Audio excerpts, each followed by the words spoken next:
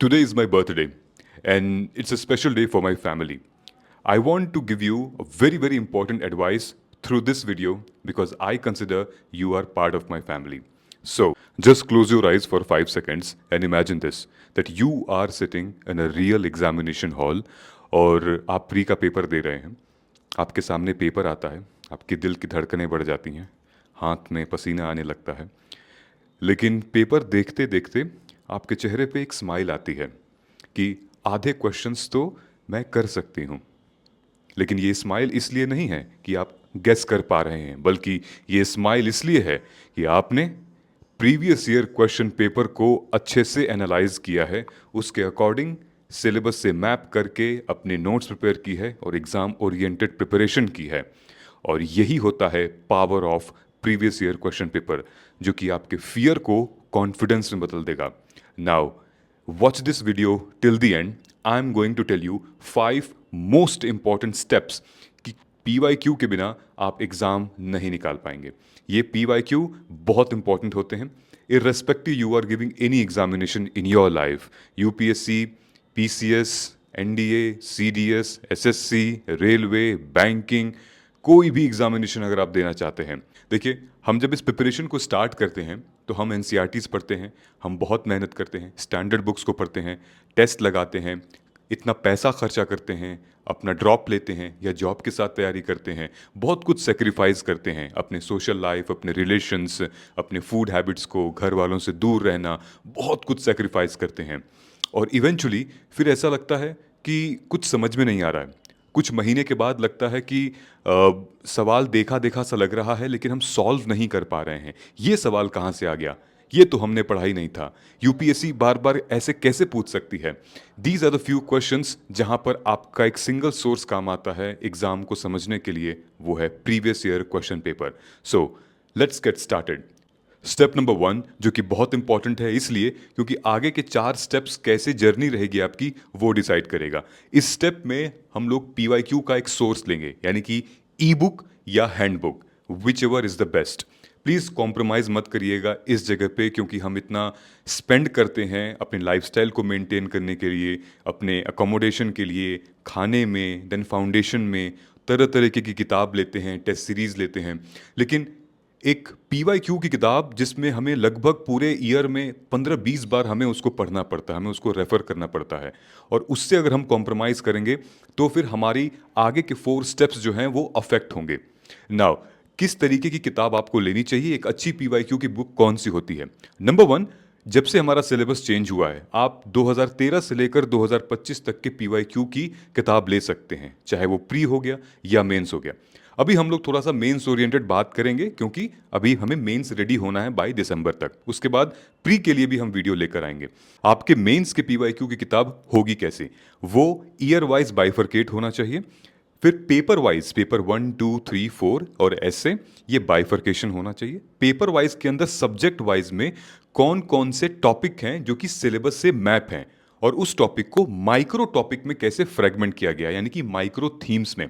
जब तक इस लेवल की PYQ की बुकलेट या ई बुक नहीं मिलेगी, आपको तलाश करना है ऐसी ही किताबें. अगर आपके पास कोचिंग इंस्टीट्यूट की ऐसी PYQ का रिसोर्स है जैसा हमने डिस्कस किया है तो बहुत अच्छा है, और अगर नहीं है तो फिर आप मार्गदर्शन IAS का मेंस PYQ अस्त्रा का ई बुक आप ले सकते हैं, और उसको प्रिंट भी करा सकते हैं, डाउनलोड भी कर सकते हैं, which will be divided into 4 levels. Level 1, 2, 3, 4, जहां पर हम लोग बात करते हैं डिटेल में about the micro theme and the nature of question. Already बहुत सारे एस्पिरेंट्स ने इसको परचेज कर रखा है और वो काफ़ी बेनिफिट उठा रहे हैं, और बहुत अफोर्डेबल है. और यहाँ से शुरू होती है आपकी स्टेप नंबर 2. ये असली जर्नी स्टार्ट होती है. आप एक तरफ अपने सिलेबस रखिए, उसको प्रिंट करा के रख लीजिए, और दूसरी तरफ वो PYQ का रिसोर्स आप रखिए अपने सामने. अब आप क्या करिए कि पिछले 1 या 2 साल के क्वेश्चंस को लगा के देखिए. एक बार लगा के देखिए, इसलिए नहीं कि आपका स्कोर कितना आ रहा है या दूसरों से कितना ज़्यादा आप कॉम्पीट कर रहे हैं. एक बार लगा के तो देखिए. देखिए कि कौन सा क्वेश्चन है जो कि आपको 100% आ रहा है, उसको नोट कर लीजिए. कौन सा ऐसा क्वेश्चन है जो कि आपको आ रहा है और आपने गलत कर दिया, उसको नोट करिए. और कौन से ऐसे क्वेश्चंस हैं जो कि आपको एकदम नहीं पता कि ये कहाँ से आए हुए हैं. These are the 3 categories. कभी कभी दोस्तों ऐसा लगता है कि यार ये तो मतलब अभी तो मैंने बहुत लिमिटेड पढ़ा है, लेकिन ये तो आ रहा है मुझे, तो एक कॉन्फिडेंस भी बिल्ड होता है वहाँ से। ठीक है। अब आपको स्टेप नंबर 3 पे चलना है, विच इज़ द पोस्टमार्टम। अब ये पोस्टमार्टम स्टेज क्या है? हम इस पर डिटेल में इन डेप्थ एनालिसिस करते हैं अपने अप्रोच की। यानी कि जो आपको आ रहा है वो हम थोड़ा सा साइड में रखेंगे, विच इज़ फाइन, वो आप पे कॉन्फिडेंस है, वो कवर्ड है। जो आपको एकदम नहीं आ रहा, आपने देखा नहीं है, वो हम सेकंड प्रायोरिटी पे रखेंगे। टॉप प्रायोरिटी पे हम रखेंगे कि जो हमें आ रहा था और वो हमने गलत कर दिया। मतलब कि या तो हमारा सोर्स गलत था या हमारी रिवीजन नहीं थी। उसको सबसे पहले उठाना है और हमें स्टार्ट कर देना है अपना आगे की जर्नी। विच मीन्स कि आपको नोट करना है क्यों नहीं आ रहा है, मतलब क्यों हमने गलत कर दिया। क्या हमें क्वेश्चन को समझने में प्रॉब्लम हो रही थी? क्या रीज़न है कि मेरा ये पोर्शन गलत हो गया जानते हुए भी? और फिर सेकंड प्रायोरिटी देंगे हम कि ऐसा कहाँ से पूछ दिया जो कि मुझे नहीं आ रहा है, या फिर वो सोर्स क्या है जहाँ से इसने पूछ दिया है। फिर हम थर्ड प्रायोरिटी लास्ट में देंगे, जो मुझे आ रहा था उसको पढ़ेंगे। अब यहाँ से शुरू होता है step number 4, which talks about the note making, and this is going to be one of the most important section. क्यों होने वाला है? क्योंकि नोट मेकिंग ही है जो कि आपको औरों से अलग करती है, आपको टू द पॉइंट ऑर्गेनाइज्ड बनाती है। सो नोट मेकिंग में कैसे हो सकते हैं, ध्यान से देखिएगा। अब आपने जब स्टेप नंबर 3 कर लिया, तो अब आपको पता चल गया होगा कि कौन सा क्वेश्चन मेरा सेल्फ नोट से फंसा है, कौन सा क्वेश्चन मेरा क्लास नोट से फंसा है, कौन सा क्वेश्चन मेरा करंट अफेयर से गया है, कौन सा क्वेश्चन यूट्यूब के वीडियो लेक्चर से गया है। आपको एक जनरल आइडिया मिल जाएगा सेग्रीगेट करने का। ठीक है। मान लीजिए कोई ऐसा क्वेश्चन है, लेट्स से कि मेरी टाइम सिक्योरिटी ऑफ इंडिया पे क्वेश्चन है, उसको आपने नहीं पढ़ा, ठीक है ना, किसी भी आपके नोट्स में नहीं थी, तो अब आपको एक नया करंट अफेयर के नोट्स प्रिपेयर करने हैं। मान लीजिए कि आपने क्वेश्चन लगाया था कॉन्स्टिट्यूशनल मोरालिटी के ऊपर और वो गलत हो गया, आपने गलत इंटरप्रेट कर दिया, लेकिन आपके क्लास नोट्स में पढ़ाया गया है, तो आप उसको वहाँ से रेफर करिए। ठीक है। ऐसे आप जब नोट बनाएंगे, नोट मेकिंग में हम सेल्फ नोट्स प्रिपेयर करते हैं। इस जर्नी में हम क्या करते हैं कि हम 50% टाइम अपना नोट मेकिंग पे डेडिकेट करते हैं और 50% हम रीडिंग या फिर वीडियो लेक्चर्स देखते हैं। PYQ बेस्ड नोट मेकिंग, ये रैंकर्स भी हमेशा कहते हैं, मैं तो खैर अपने हर वीडियो में बात करता ही करता हूं। और अगर आपने ये चीज़ मिस की तो आप बहुत बड़ा ब्लंडर करेंगे पूरे के पूरे एग्जामिनेशन में। फॉर एग्जाम्पल मैं आपको बताता हूं, इस साल GS पेपर 3 में, let's take an example, nano technology का एप्लीकेशन हेल्थ केयर सेक्टर में क्या होगा, ये 2020 में क्वेश्चन आया था। नैनो टेक्नोलॉजी का एप्लीकेशन इंडिया के ग्रोथ एंड डेवलपमेंट में क्या होगा, ये 2016 में आया था। इस साल नैनो टेक्नोलॉजी का एप्लीकेशन एग्रीकल्चर में क्या होगा और फार्मर्स उससे कैसे बेनिफिट करेंगे। याद है मैंने आपको स्टार्टिंग में बताया था कि क्वेश्चन पेपर पढ़ते पढ़ते आप स्माइल कर रहे हैं, मुस्कुरा रहे हैं, क्यों? क्योंकि आपने PYQ की एनालिसिस की है। जो हमारी पूरी इंटरनल सिक्योरिटी है, डिजास्टर मैनेजमेंट है, या फिर हमारा एनवायरनमेंट है, अक्सर रिपीटेड क्वेश्चंस आ जाते हैं और अगर हमने उस पर प्रैक्टिस नहीं की है तो ये हमारा ब्लंडर है। फॉर एग्जांपल अगर हम एंशंट हिस्ट्री की बात कर लें, कहीं ना कहीं आर्ट एंड आर्किटेक्चर से क्वेश्चन आता है, कभी चोल पल्लवास का पूछ लिया, कभी चांडेल का पूछ लिया, फिर विजयनगर एम्पायर का पूछ लिया। यू नेवर नो कि डिटेल में गुप्ता के आर्किटेक्चर के बारे में बात करेंगे, टेम्पल आर्किटेक्चर के बारे में बात करेंगे। टेम्पल आर्किटेक्चर में भी हमें डिटेल में कंपोनेंट बेस पे जाना पड़ता है कि आखिर वो सोशल लाइफ क्या दिखाई देती थी, पॉलिटिकल लाइफ क्या दिखाई देती थी, टेम्पल का आर्किटेक्चर बना कैसे था, उसका विमान क्या रिप्रेजेंट करता है, शिखर क्या रिप्रेजेंट करती है, गर्भगृह क्या रिप्रेजेंट करती है, मटेरियल कौन से मटेरियल से बना था। ठीक है। गॉड्स का पर्सोनिफिकेशन कैसे किया जा रहा है, जो म्यूरल्स हैं किसके म्यूरल्स हैं, मोटिव्स हैं तो किसके मोटिव्स हैं। So these are the few things which you need to work upon it. ये कैसे आएगा, ये ऑलरेडी आपके प्रीवियस ईयर क्वेश्चन पेपर में दिया हुआ है। Now if you will talk about GS paper 2 polity के लिए, तो ऑलरेडी कई सारे क्वेश्चंस दिए हुए हैं, ट्रिब्यूनल्स के ऊपर कई बार क्वेश्चन आए हैं, इस बार भी आया है और लास्ट ईयर भी आया था।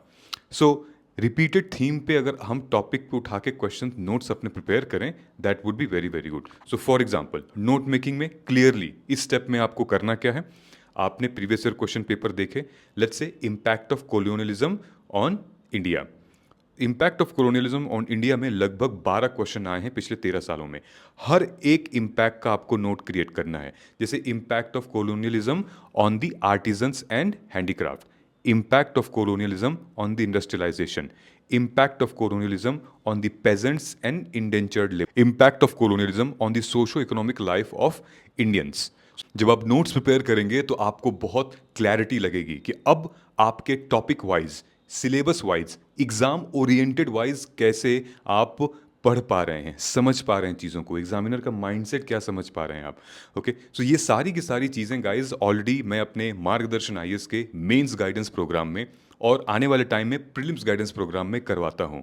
रिसेंटली अभी हमने एक लास्ट और फाइनल बैच स्टार्ट किया है जिसमें हमने ऑलमोस्ट सिर्फ हिस्ट्री ही कवर की है, लेकिन आप अभी पूरा सिलेबस बाकी है, इकोनॉमी, ज्योग्राफी, पॉलिटी, और 15 सितंबर तक लास्ट डेट है जहां पर आप एडमिशन्स ले सकते हैं, एनरोल कर सकते हैं, और वो भी काफ़ी बड़े डिस्काउंट के साथ, क्योंकि ये बर्थडे वीक चल रहा है। You can avail that discount. देखिए, प्रीवियस ईयर क्वेश्चन पेपर की नोट्स तो हम बना लिए, लेकिन एग्जाम ओरिएंटेड और क्या पूछा जाएगा, एक्सपेक्टेड क्वेश्चंस क्या होंगे, आपको नोट्स और सही डायरेक्शन में कैसे प्रिपेयर करने, वो मेंटरशिप, वो गाइडेंस बहुत ज़रूरी है। हमारे पास टाइम बहुत कम है, दिसंबर जनवरी तक हमें मेंस के लिए प्रिपेयर होना है।